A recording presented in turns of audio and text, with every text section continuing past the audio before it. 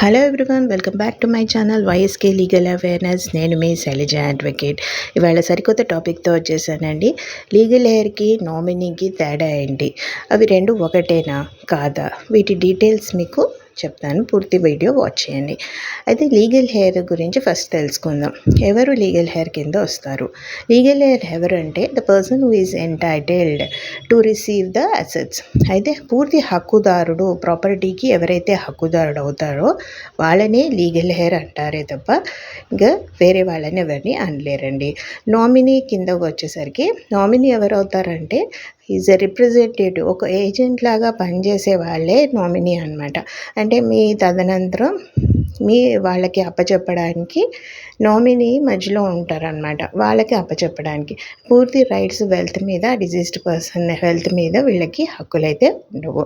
అయితే వీళ్ళు నామినీకి ఎక్కువ పవర్ ఉంటుందా, లీగల్ హెయిర్కి ఎక్కువ పవర్ ఉంటుందా, ఎవరికి ఎక్కువ రైట్స్ ఉంటాయి, ఇవి మీరు తెలుసుకోండి. ఒక చిన్న ఎగ్జాంపుల్ చెప్తున్నా. అయితే సీతారాం అనే ఒక జంట పెళ్ళి అయింది 2005లో. వాళ్ళకి 2 పిల్లలు, ఒక బాబు ఒక పాప. అయితే రామ్ సంపాదనని ఇన్వెస్ట్మెంట్ అంతా కూడా కొన్ని ఎఫ్డీస్ చేశారనమాట. రకరకాల బ్యాంక్స్లో ఎఫ్డీస్ చేశారు ఆయన లైఫ్ టైంలో. అలాగే ఒక విల్ డీడ్ కూడా రాశారు ఆయన చనిపోకముందు. ఏమని రాశారు ఆ విల్ డీడ్లో అంటే, వాళ్ళ బాబు ఏమో అన్ని ఇన్వెస్ట్మెంట్స్కి లీగల్ హెయిర్ అవుతాడు, పాప ఏమో ఎఫ్డీస్కి నామినీ అవుతుంది అని చెప్పి ఆయన విల్ డీడ్లో మెన్షన్ చేశారు. అయితే విల్ డీడ్ ప్రకారమే ముందుకి సాగుతుంది అనమాట.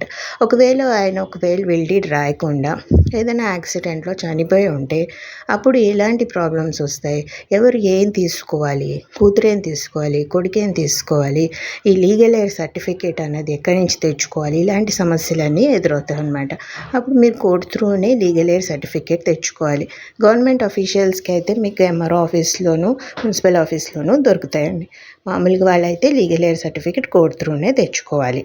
నామినీ బెనిఫిషియరీ అయ్యే ఛాన్సెస్ ఉంటాయి, బెనిఫిషియరీ లీగల్ హెయిర్ అయ్యే ఛాన్సెస్ కూడా ఉంటాయి అన్నమాట. ఎప్పుడైతే ఆ లీగల్ డాక్యుమెంట్స్లో డిసీజ్డ్ పర్సన్ మెన్షన్ చేస్తే.